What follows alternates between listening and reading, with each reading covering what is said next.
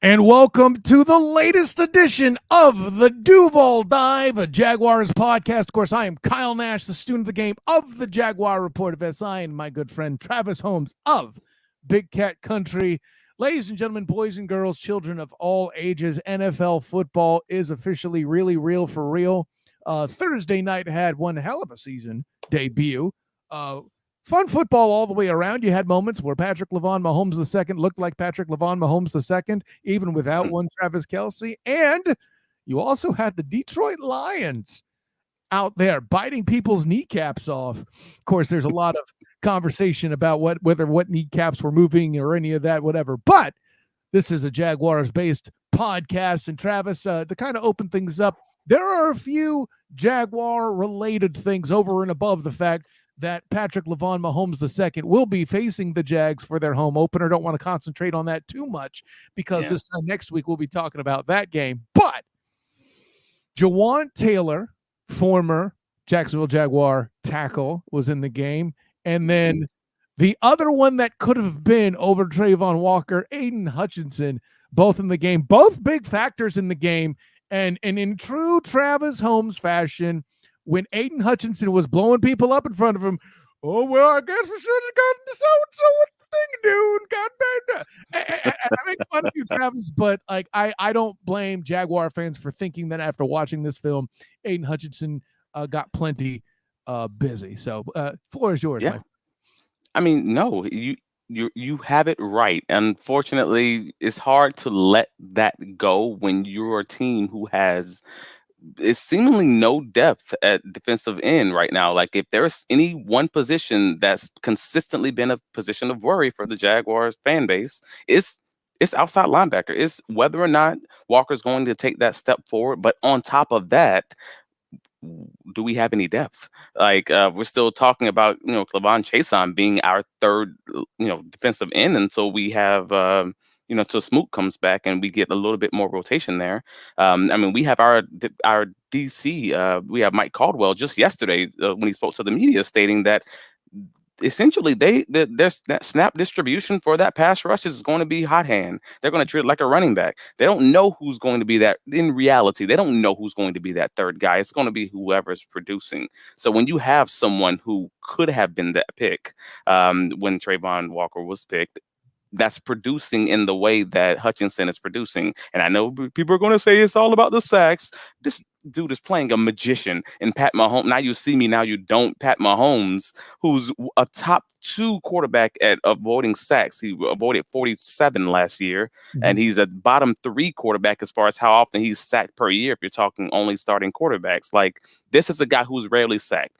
So you can't just put it on stats or as far as sacks are concerned. He had a Josh Allen type game at Jaguars. Josh Allen, fifth year of his contract, would likely be a top free agent. Josh Allen type game as his first game in his sophomore year.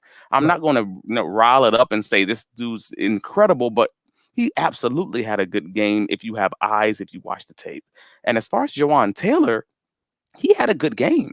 I'm not going to just BS it because he's no longer wearing a Jaguar uniform. Like, the guy had a good game. If you watch what he did, a lot of Hutchinson's stats and Hutchinson's pressures came when they put him at defensive tackle, which is funny because that's sort of what we're talking about doing with Walker. So maybe we'll see a step forward when he has those opportunities, starting Sunday. But that's so both teams, but both former, or I can't even call them former Jaguars. So both players, prospects, if you will. Yeah, both Jaguar, either former players or prospects, did well in this game, and you can't really be mad about it unless you're someone who just really, really, really wanted Hutchinson in the draft.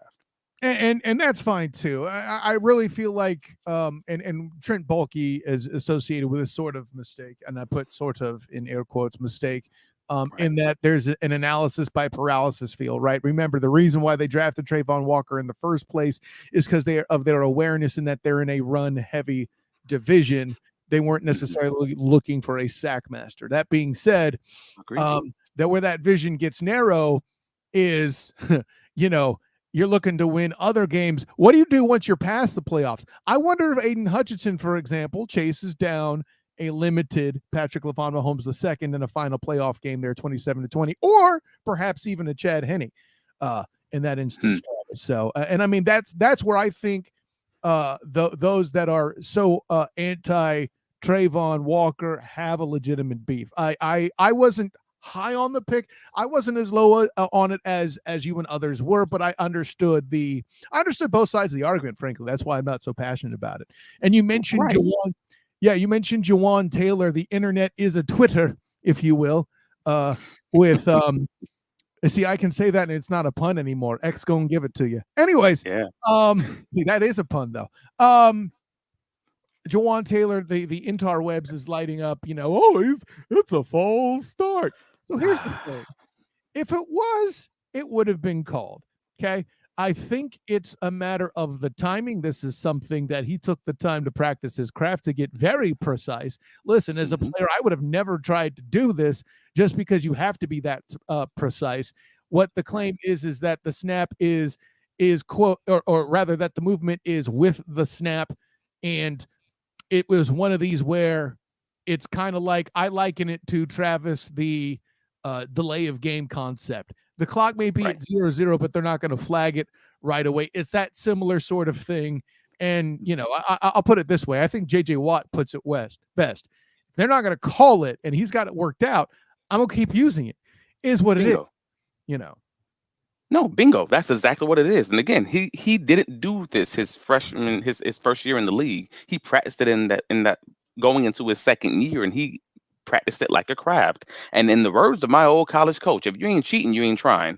Like, it is a loophole in the rule book, just like the delay of game penalty. Like, if the referee looks at you and looks at the ball, it's that small little difference of time it takes for you to look from one to the other. Hey, it is what it is. The man's perfected it, and he did it in Jacksonville, and it's only becoming a thing because it's happening for the Chiefs, and it's the Chiefs are cheating again because no one wants, like he's done it throughout the majority of his career. So it kind of just is the Twitter fingering. So then the thing to watch in week 2 in Everbank Stadium is if they start concentrating on Jawan Taylor, if the Jags will have a few opportunities at longer yard down and distances due to that. That would be very interesting to observe. Or, will Coach Reed and company and Matt Nagy and company be like, nice job, Jawan. Don't ever bleeping do it again. That too. Anyways, I think we can move on from Thursday and saying happy football to those of us here who are into the Duval dive doing the thing. By the way, make sure if you aren't catching this on the stream, you catch this on all your podcatchers, wherever you listen to your podcasts. But if you're listening on the podcast and you want to catch the stream live at Friday, 11 a.m. Eastern, you can always check out the SOTG Twitter. You could always check out the SOTG Facebook page as it's doing the game. A7BN Sports, as you see in the upper left corner. And of course, on the other side in the right corner there, Sertoba Media's YouTube page, where the struggle is real to be awesome, as well as Huddle Up Podcast Inc. Oh, yeah. And if you're like one of those younger whippersnappers, I have a Twitch account, the SOTG. Anyways, Travis, one win in the past 10 tries for Indianapolis, I think, is the big story if you are a Jacksonville Jaguar fan. And I have to say, there's an awful lot of things that look good for the Jaguars as far as them turning that streak into 2 in the past 11. Again, not precisely great, but, still a possibility. What is it? Rookie head coach, rookie quarterback, a lot of youth all over the roster. Yeah. I mean, what is it you see the Jags able to take advantage of here? Well, I mean, and obviously their best players on the sideline, that helps, significantly in Jonathan Taylor. Not playing for Indianapolis. So there's the obvious benefit there. However, there's the other side of that coin with Devon Hamilton not being available for Jacksonville. So there is some give and take there. But however, at the end of it all, we know the strength of this Jaguars team is at the quarterback position at the head coach, which essentially is the offensive coordinator, the play caller. We've There we talked go. about this forever. As far as, Pencil hey, whip. he's a pencil whipping just machine like that. That is what he is known for. That is what Doug does. Doug Mhm. does, yes. Uh, Yeah.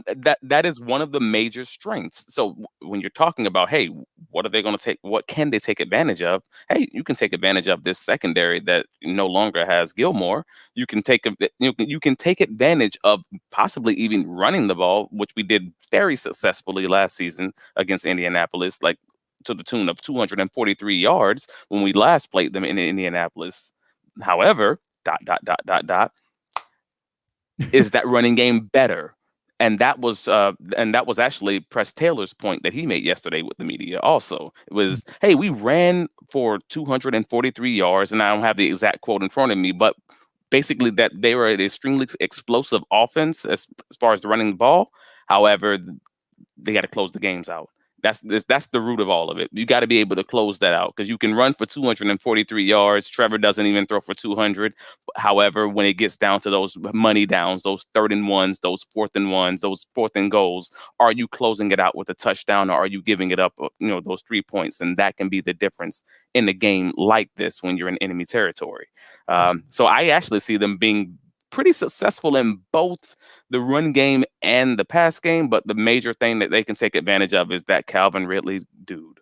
That Calvin Ridley dude, that that Christian Kirk, that receiving core, and Yeah. Trevor Lawrence just dicing that Gus Bradley's defense up. And most people already know Trevor's been extremely successful against Gus Bradley in those 2 games that he's played versus him so far. Like he's 45 of 52, which is an 86% completion ratio That's at awesome. for 400 yards and 3 touchdowns with no interceptions. Mhm. Like he takes what he gives it, he drives down the field. And again, that may not jump off the page on yardage, but remember, they ran for 243 yards. Like they weren't even trying to throw the ball. They only had 22 passes attempted in the last time they played in Indianapolis. So all that to say is we are in a great situation. This is a great matchup for Jacksonville. If you don't omit the fact that Shaq Leonard didn't play in those 2 games last year, I was going to and go to he Shaq will, Leonard. Yeah. yeah, and he will be here. So that changes the calculus just a little bit. But those are the benefits for Jacksonville. That's where it leans Jacksonville,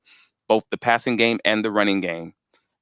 Yeah, to mention Shaq Leonard's return is a must. The fact that this is actually the advantage for Indy that they have in this Mm. being the opening matchup of the season. Players who were hurt throughout a large portion of the year, Mhm. or even bits of the year for the Colts. Listen, the Colts were hard to scout. Yeah, obviously they were falling Bingo. apart. They guessed very incorrect on Matt Ryan. And I think the point's been made on this show before, Travis, by me or you, or I remember saying it, you might have as well, as how I'll say it, that whatever happens this year, the Colts have taken a net positive step forward by getting a quarterback that you can probably Mhm. guarantee will be back next year. Not somebody who's, Mhm. utilizing Ensure to keep up his nutrition count, right? That's it. Yeah. That's an old people joke. That's what I'm trying to say. But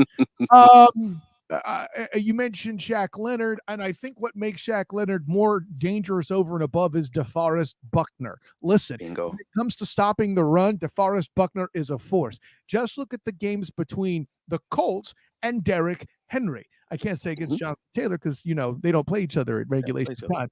It's funny. The one that the Colts had DeForest Buckner, the Titans didn't win. Interesting how that works, Right. So from that standpoint, I would pair that with the interior line being banged up as they are from the preseason. Sure, they've had some times to shore things Mhm. up. Travis, you're aware, the guard position has questions on the offensive line for the Jags. Right. That's one of my main matchups. That is one of my top 2 matchups in this game is how will Brandon Scherf, Ben Barch, Luke Fortner perform against DeForest Buckner and Shaq Leonard? It's not just DeForest Buckner, obviously. It's not just Shaq Leonard, Yeah. obviously, but that's former All-Pro Shaq Leonard. That's former All-Pro DeForest Buckner. Like we're talking 2 great players that work in tandem with each other to historically stop the run. So we didn't play Shaq Leonard last year, and we ran for 243 yards. DeForest had some injuries throughout the season and wasn't necessarily himself. And he had up and down games. First game of the season, how was that going to look? The Jaguars were very successful running the ball against, Miami Dolphins, and we talked about that when they Chris didn't have their Wilson, top two interior linemen. right. How is this running game going to look? How much are we going to be able to lean on it? How explosive will that offense look against those two players? It's going to be fun. Like, that is going to be a fun matchup to watch. I'm sure I'm going to watch that one twice simply to look at those two players in the middle for Indy.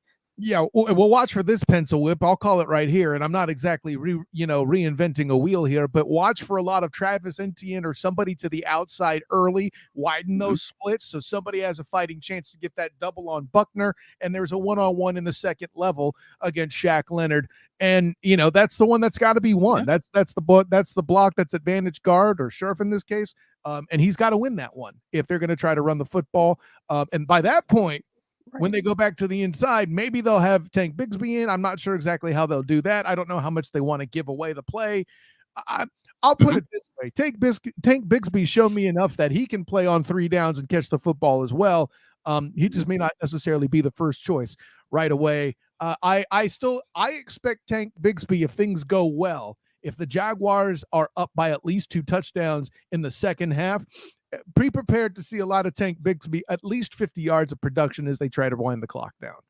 Oh, yeah. I mean, I fully agree with that. And again, if they are able to get a 2-touchdown lead, this is going to turn into what that game was in the Indy last year, because if they have a 2-touchdown lead at halftime or something along those lines late in the third, you might forget just Tank Bigsby. You might see, Jermichael Hasty. You might see, right, like you might see D'Ernest Johnson. Like, at that point, like, we might be getting deep into and it even happened last year when Jermichael Hasty had the long run against Indy because he was getting, 7 or 8 just those 7 or 8 runs. So right. I fully agree with you. If they have that kind of success, it's going to be because they're running the ball well. Well, I have to mention something about Tank Bigsby in particular because he was nice enough to talk to me for a bit after the preseason game in Everbank. Also, there are more receipts currently about how wrong I am about him as a draft pick, or so it's looking like. So I got to counteract some of those and collect some of that. I don't think you're. Yeah, I want to be clear.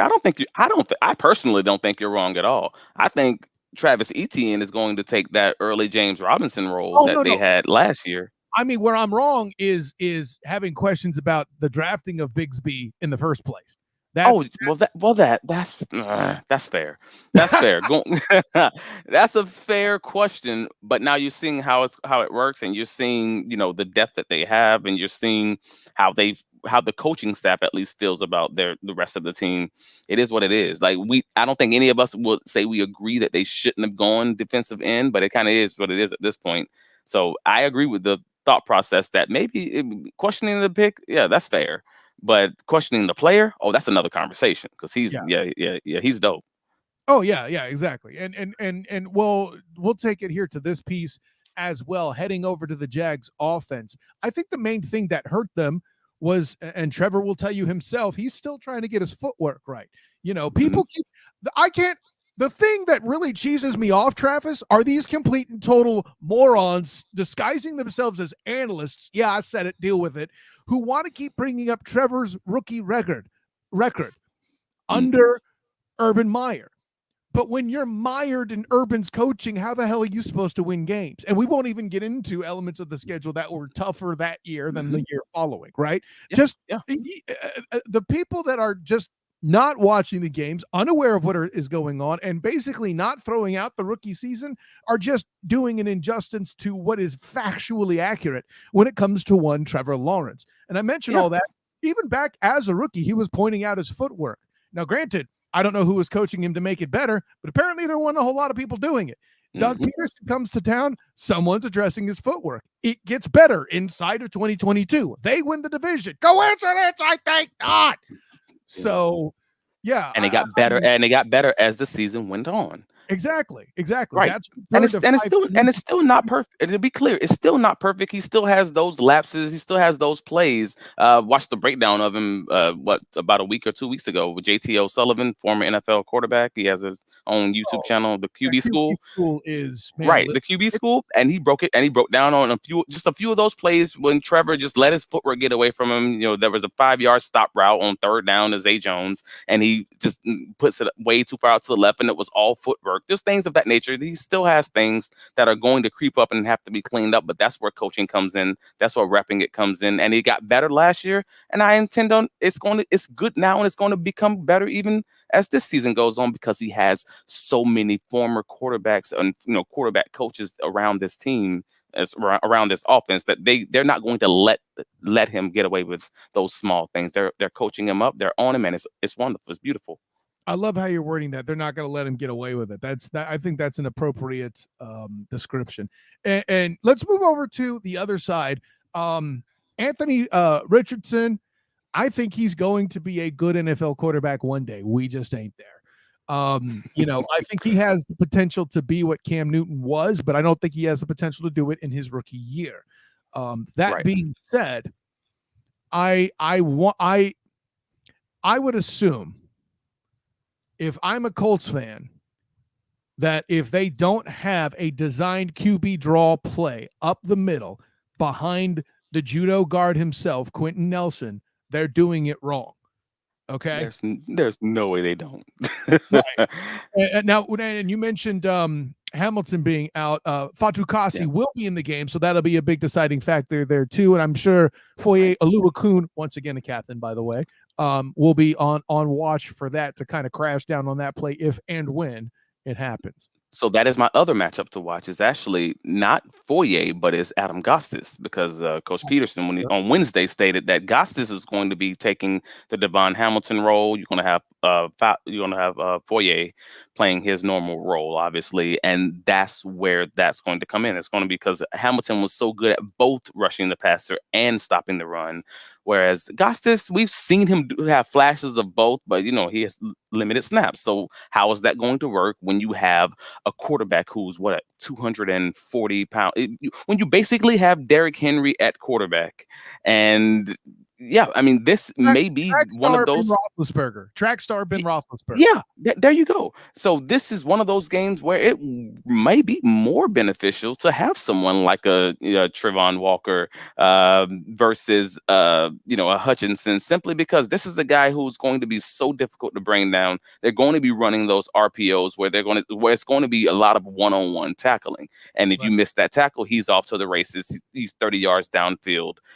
We talked about this before the podcast. Like I watched every preseason snap for that starting Colts offense for just to kind of get a gauge of what they want to be, even if they're not there yet. And honestly, as much as people are talking about the expectation that this is a 4-win team, and I do believe it, I don't believe that. Yeah, I don't believe they're going to be a walkover. I saw how they played against the Bills in week 1 of the preseason. I saw how they played against the Eagles in week 3. That did not and both teams were missing starters on their defense, but it wasn't the whole starting defense that were sitting. Right. That didn't look like a team that was just laying down, and that they were absolutely establishing the run as far as that's concerned. So if there is a concern for Jag fans, it's going to be that defense going to just slow them down. If you even if you give up points, if you give up less than 21 points, you're probably going to win the game. That's my current opinion. That's my current understanding of it. But I also don't believe that this is going to be one of those, we're going to shut them out, we're going to hold them to 3 points. No, I don't believe that. Richardson is a great deep ball. He has Adam Pierce. He has goodness gracious, I forget his first name. Pierce from Cincinnati. Yes. Alec Pierce. There you go. From Cincinnati. And it's a great deep ball receiver. So you have that. So where Richardson needs to work is basically his short game. And if any of you are Florida Gator fans, you kind of know how this is already. It's that inconsistency. He's in very many ways, that's very Josh Allen-like in his freshman year. So that's that whole give and take. Are the Jaguars, who struggled against the Jets running a lot of RPOs in 2022, who struggled against, the Eagles running a lot of RPOs early in last season. Well, Are see, the Jaguars going to cure that RPO issue? Because it is a very technical way of playing defense, and you screw up once, you give up 30 yards. would we be talking that much about struggling against RPO if they didn't turn over that Eagles game back? But I hear what you're saying. The No, no, Eagles, no, no. Well, the Jets game, you can't forget that most the Jags Jets fans game, pulled their hair out when they had this. I don't even know his name. This S-word guy. It was a backup quarterback. He came in the third quarter of the Jets game, and all of a sudden they're moving up and down the field. He just got cut this preseason. And it stinks that I'm going. I don't remember the guy's name. it's not Mike White. You're Right. talking It was just some wildcat, some no. I want to call the guy nobody about. because he's an NFL quarterback, but yeah, that. And it was so frustrating because the Jaguars could not stop them running that RPO game, running that wildcat, and it was a mess. So we've seen that as late as December of last year. So I don't Right. want to just forget these things because we're in the new season. The defense matters and how they play it matters, and I'm hoping that Mike Caldwell has a solution to that RPO game, because if they let the Colts stay in this, make a special teams play here and there, just they keep it close, you give them that confidence. And then in the game in Indy where the Jaguars haven't won since 2017, you don't want to let them stay in this game. You don't want to give them that confidence. Travis, I think you broke it down to the great extent that you could. I think we gave the fans and the people everything they could want in this week's edition of the Duval Dive. Give me that final score in your mind, and then we'll wrap this beast up. Brother, I'm going 34-20. Oh, but okay. I do believe we give up some points. I see. I think both teams come out a little flat. I have 24-10. So we do have that similar domination, but I think you see both teams coming out on cylinders. I'm accounting for game one flatness. I just, I that feels appropriate to me. With that being said, if the Jags actually finally have that clean opening drive that they've been talking about all of preseason, then your score is probably going to be more likely to be correct than mine. But you can find out why exactly I come up with 24-10 in my portion of the weekly thoughts for the writers at the Jaguar Report on jaguarreport.com. My dude, John Shipley, running that show, and all the writers therein. So look out for that with the Jaguars Report there too. Travis, tell the world we can be found, my guy. Well, I can be found on all the socials, Travis D. Holmes, whether that's Twix or Twitter X. That's Mr. Mike Patton of the AFC South, touring the AFC South. Yes, you can find me on Facebook, Threads, etc. Travis D. Holmes. You can find my writings on bitcatcountry.com. Take a look at the article from I should say late last night, where the media, we had a conversation with, Jaguars defensive and offensive coordinators, Press Taylor and Mike Caldwell, just discussing a lot of the things that we talked about earlier today. Jaguars are basically focusing on starting fast in week one. So that's on bitcatcountry.com. And you can find me all throughout the season. Again, just check out my Twitter, check out my Facebook. And, I'm always going to put some fun stuff on there just to mix it in with, just, give it a little sprinkle with my Jaguars talk. Of course, I am Kyle Nash, the student of the game. You can find me on Twitter at the SOTG. Find me on Instagram as the same, the SOTG.